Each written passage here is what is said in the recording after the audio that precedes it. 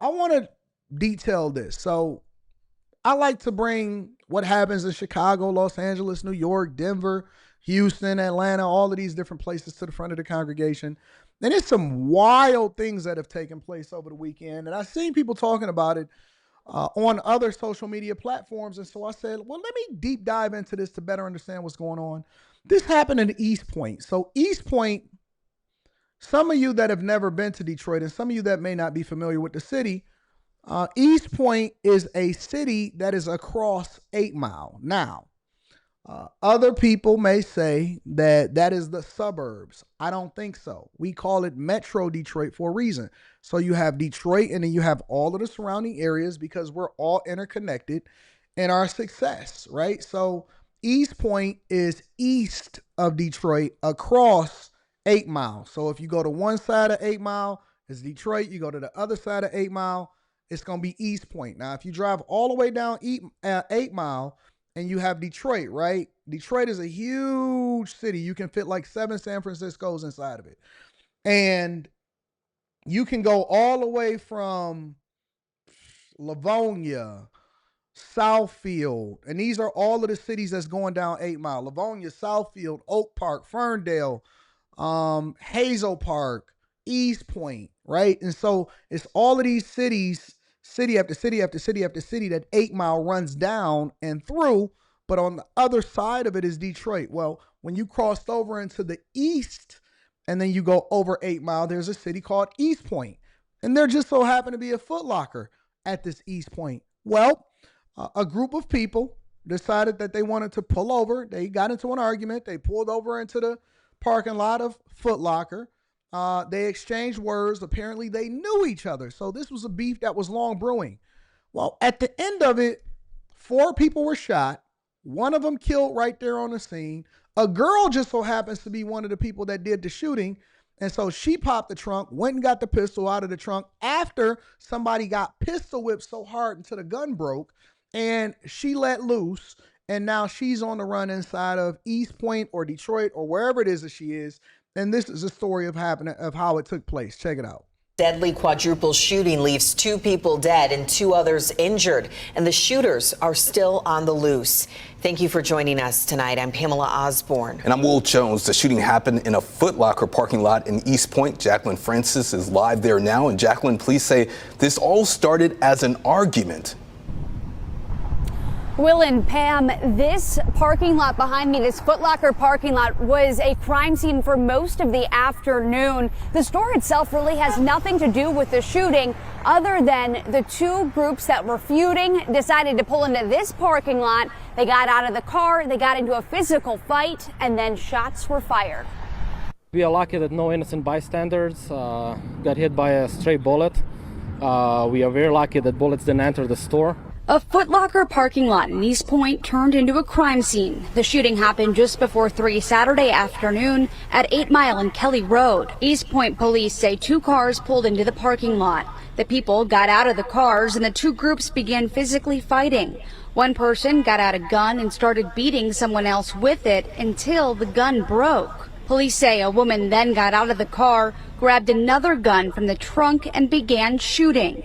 4 people were shot. 1 man died on scene. Another died at the hospital. The 2 other men are in stable condition. This makes no sense to me, and it hurts my heart, to see somebody else to have to go through this. Somebody finna have to bury their kids, and it don't make no sense. That's just wrong. The suspect is on the run, but police believe there is no ongoing threat. But we do not believe that there's any danger to the public because we do not think it was random. These 2 groups of people knew each other, and it appears that's what the fight. So the girl, again, they don't want to say that it's a female suspect, which I don't understand why they don't want to say that it's a female suspect. But everybody in the city knows. Everybody in the city is talking about it. Everybody in the city is familiar with the fact that it is a girl. And a lot of people actually knows who the person is, which brings me to my second point. And my second point is, we know, and I've been telling you guys this for a long time, everybody knows who's who inside of the neighborhood. Everybody knows who took whose life. Everybody is familiar with what is going on and who is doing what. They know who the shooters are. They know who got into it. They know who pulled over. People are familiar with it. And the person is still on the run. Meanwhile, it's two people that's dead, two people that's still in the hospital, and don't nobody really want to talk to the police.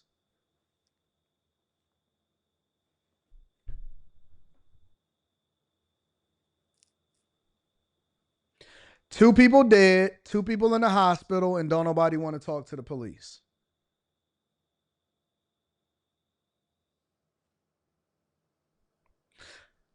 Yes, it was that demographic, and I'm not going to sit here and mince words and act like it's not. It was that demographic, 100%. 100% it was that demographic. And so they running around in the city, monsters, taking lives, riding around with multiple pistols inside of the car, taking people's lives, getting into confrontations, pulling over in parking lots, fighting, getting pistol whipped, and now somebody's kid is gone, and they no longer gonna be there with them. So dumb, so silly. What a waste of life. What a waste of life. It's so dumb. The things that people get into on a regular basis is so dumb. And I know that God just be shaking his head sometimes like, man, y'all just got all of this opportunity. Mama raised you, daddy made you. You know what I'm saying? Like, you got the opportunity of a lifetime and y'all over here arguing inside of a Foot Locker parking lot. That's the sum total of your life. Is that eventually you beef out to where you now in a space to where y'all basically about to scrap it out, or somebody is about to get into it and they about to shoot each other. Y'all about to take each other's life over what? What is it that you could possibly argue about? I've seen people online try to bait me sometimes. Oh man, pull up, drive to my city. And I'll be thinking to myself, you got to be kidding me. You can't tell me that I've gotten to the age of 41 years old by being a dummy. Let's say I drive to your city and then I get the best of you. Then what? Then what? How does that play out? Let's say I drive to your city and you get the best of me. And then what? We got kids. We grown. We got kids. Half of us that's 40 and up don't even hoop no more because the way that your knees is set up.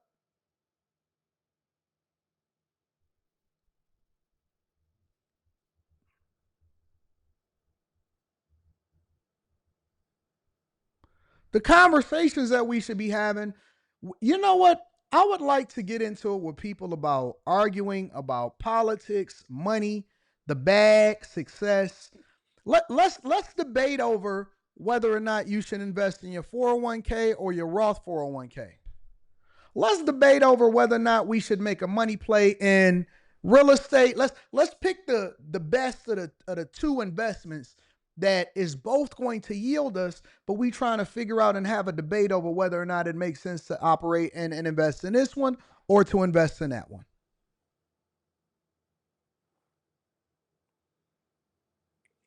I don't care about that other stuff.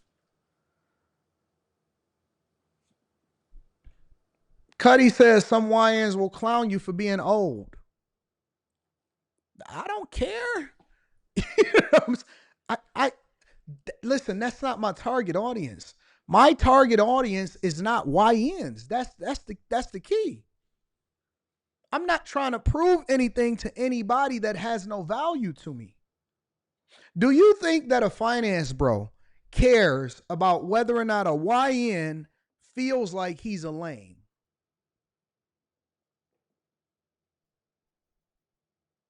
Do you think that the people that have shares of Berkshire Hathaway that was sitting at that meeting, that annual Berkshire Hathaway meeting with Warren Buffett over the weekend as he announced his retirement, do you think that those people really care about whether or not you going to scrap with somebody or who busts who down or what's happening at the Foot Locker or whether or not you want to scrap or if you a real one?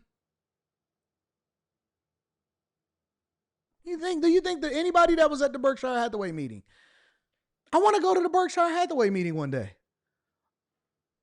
I want to actually go and sit and watch what happens at the New York Stock Exchange. I'm not chasing the dumbness. It's a blessing to get old. Maybe you'll get there one day. Pray that you make it to be my age. Pray that you make it to be 43 years old in your right mind with no problems, no complications, no issues, no disabilities, no diseases, no none of that stuff. Pray. You should pray that you make it. It's a blessing to get older. It's a blessing to get older. And we just not even taking our lives serious anymore. We don't even care. It doesn't even matter. And if you don't value your life, why should I value my life? This is also something that happened. A Detroit man decided to kill his wife with a sword. Real talk. New at 6, this is a sad and bizarre situation here. A Detroit man in police custody after he allegedly admitted to fatally stabbing his wife with a sword. Yeah, police also say the man walked into the police department early this morning and confessed to this crime. Fox 2's Camila Murray joins us live from the Detroit Police Department's 11th precinct with what we know so far, Camille. As you heard, it's a strange one. Yeah, this is definitely a strange one. Turning himself into the 11th precinct behind me, which is on Nevada Street. Incidentally, he lived with his wife on Connolly Street, which is the intersection right to my right. He literally lived about half a mile, less than a half a mile away. Could have walked here. It happened around 4:30 this morning. We did obtain a picture of the victim from the family members. If you could, we could show that picture. Her name is Catherine Thompson. She was 67 years old. You see here in the picture. We could show that picture. Yo. What did Catherine Thompson say? What could Catherine say that would cause for you to pull out a sword and say, you know what? I've had enough. What could Catherine Thompson say that would cause for you to pull out a sword and say, I'm sick of your mouth, time to go night-night? Her name is Catherine Thompson. She was 67 years old. You see here in the picture with her 2 grown children. They gave us this picture. They wanted us to share it with our viewers, but they were just too distraught to talk. They said that their mother was a wonderful woman who was loved by so many people. When we went there, down the street, a family member lives down the street from where this all happened. This happened at the home that she shared with her husband, a duplex actually, in the upstairs. And it was amazing to me how many family members had gathered down the street where one of them lives, just all distraught, crying, hugging. They can't believe that this happened. Again, as you said, around 4:30 this morning, the man came over to the 11th precinct and told police to arrest him because in his words, he had stabbed his wife with a sword. Take a listen to what police have to say. 2 scout cars were dispatched out to an address on Conley, just south of 7 Mile. When they arrived at the location, they found a door unsecured. They made entry and went to an upstairs bedroom where they found the deceased. Just incredibly sad and hard to believe. They did recover that sword, but not saying anything more about that, asking people to call the police if they know anything else about this. But the man is in custody. Family members just not ready to talk about it, but said that hopefully they will have a vigil or some kind of tribute in the days to come to remember Catherine Thompson. Reporting live on the city's east side, Camila Murray, Fox. Again, I just want to live a good life. I just want to live a good life. I don't want no problems. I don't want no trouble. Yeah, we gonna troll. Yeah, we gonna have conversations. Yeah, we gonna have disagreements. But I just want to live a good life. I'm not interested in going back and forth with you. Anything that kills me, any argument that's just that dire. Once your kids are grown, y'all just need to go ahead and just go y'all separate way. Go, let her live her life. You go live your life. The minute that you go and get a katana, and you said that, you know what? This is not working anymore. We just gonna go ahead and just call it a day. Is nothing that you can do, not one thing that you can do or say outside of doing something to my daughter. Nothing that you can do or say that's gonna cause for me to want to put my hands on you. I'm gone. I'm out. I'm not going to jail for you. I'm not going to talk to the police about it. I'm not going to get arrested. I'm not doing none of that. I'm out. I'm not interested in continuing the conversation. So, ladies and gentlemen, that is what's happening in Detroit and in the suburbs and the east side of Detroit. Make sure you hit a like for the algorithm, subscribe to the channel, and turn on your notifications.